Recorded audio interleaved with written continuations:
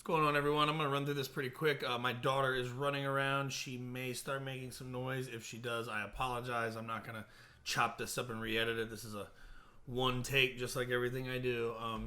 Here's my True Perception 3 on Twitter if you want to follow me. If any donations or anything, I'm only taking crypto as of right now. You can send it directly to that from supporting wallets.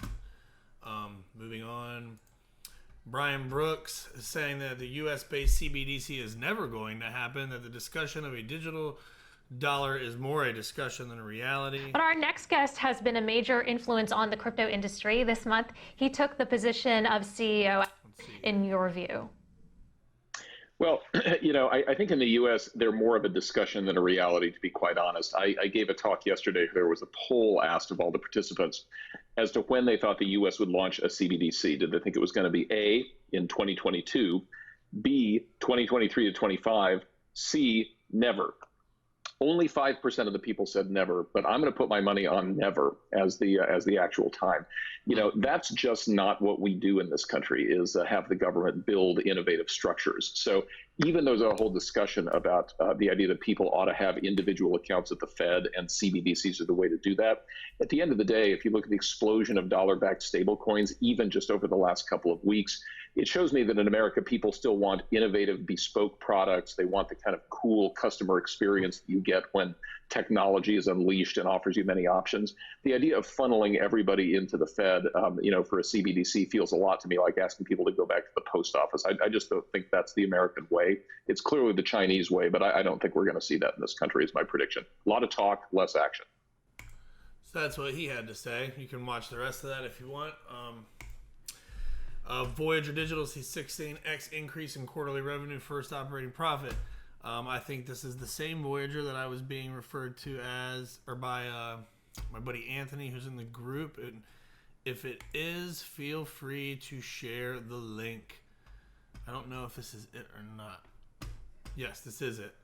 So yeah, Ant, if you watch this video, feel free to share your referral link in the group. I don't care.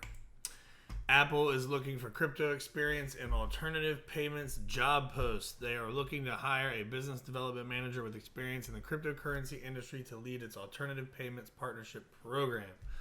Not going to jump all into this article. Here's the headline. If you want to look it up, there you go. That's cool stuff, though. It has a lot of cool information. Right here, the U.S. State Treasurer warns Kerry not to pressure banks on climate. So you can see now some people are starting to squirm now that some of this narrative is building. It's not just Bitcoin.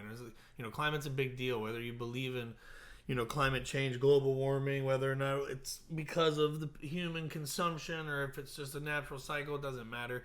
The narrative is here and it's affecting things. It's going to change things regardless of what the reality may be in your world. Another Bitcoin panic sell-off looming. Glassnode says the amount of realized losses that occurred during the recent crash eclipsed all other capitulation events in Bitcoin's history, including March 2020, November 2018, and the sell-off that concluded the last bull market in January and February of 2018. What the magnitude of unreal losses, or in other words, how many underwater coins could still panic sell out? We inspect the relative unrealized loss metric when present, the ratio between total underwater value and the current market cap. So, they're saying that there's quite a bit of unrealized profits.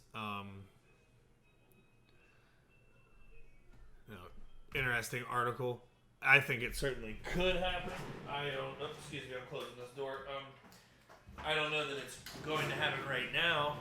I'm hoping that we're up and out of here for a little while, give everybody a chance to adjust before anything crazy happens, but we'll see. It's crypto. You never know. Dark Defender posted, I now have a penetrating look. Thanks, V for XRP. And what he was referring to is this. I thought it was cool. So I responded with, I want in. And then V for XRP sent me this. Here is your EcoVision. Join the utility movement, XRP. So I posted that on my Facebook. Some of you guys have already seen it. If you guys would like to get your own EcoVision, obviously I could have done it myself being a photographer, but the fact that this guy did it, I just thought it was cool. You should go give him a follow. And yeah, send him your picture. Get some EcoVision.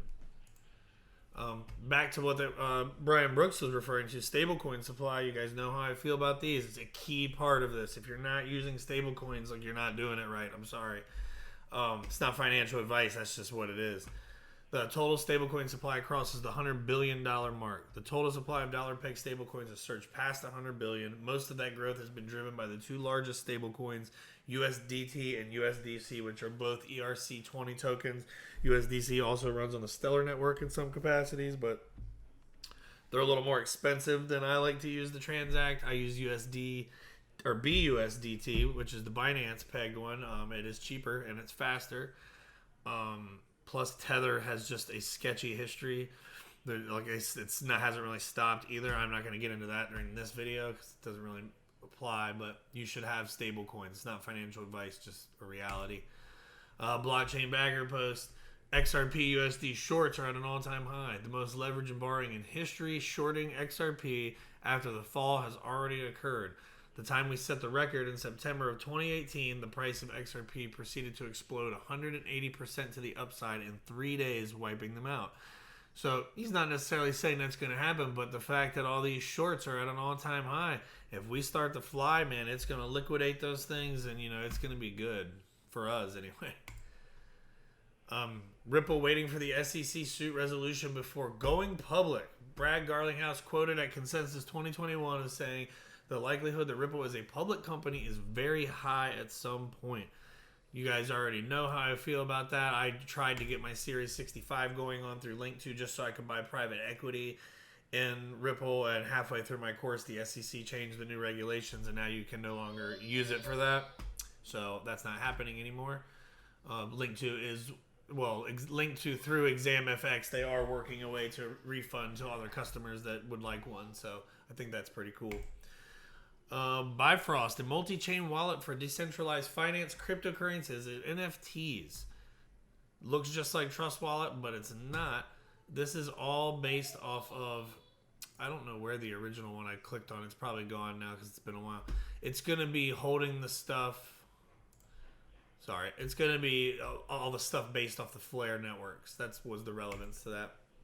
And here is an article. If you look right here, you can copy this URL. If you need a guide to claiming your Spark tokens, remember, if your XRP was held in a qualifying wallet on December 12th of last year, you get a 1-to-1 ratio of Spark tokens. The IOUs are trading at roughly $2. Well, I don't know what they're at now, actually. I'm going to look that up after this big dip. They were up to $2 for a while.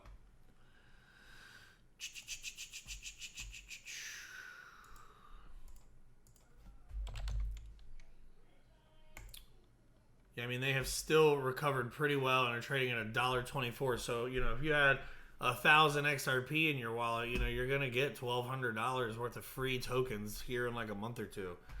So make sure you guys are following up on that. This is the self-custody claim deadline, so you only have a couple weeks. The supported exchanges, it has a list for that. The supporting wallets, self-custody claims, all that. If you had XRP back then, I don't care where it was, you need to come to this link and you need to go find out, because you could be missing out on a bunch. Make sure you understand tax implications too, though, because that's not my thing, so I'm not even going to get into that. Here's Bitcoin. It's starting to range in here. You can see it did get past the 702. It punched up real nice once it got up there. It's kind of cascaded down. I'm hoping we regain support right here in this level somewhere and continue back up to the upside for a bit. I'd like to see us get back over like 43, 42. 43 would be nice. I feel like we get in here. It looks like there was some more support going on right here in this range. So I would like to see us get up there. Total altcoin market cap, similar ball game. Broke through the 702, got up here, is breaking back down. Again, if we could get it, you already see I have what this is marked here was the 702 for the entire drop up here before the major dip. I had done that and I had already marked this. Or actually, no, this is where it was, I think. Yeah, that's what it was before the second drop took place. And XRP chart is still trending upwards. It's gotten a little farther out there than I would like it, but I also don't really use these lines a lot, so I was just kind of throwing them up there to get an idea what it looked like.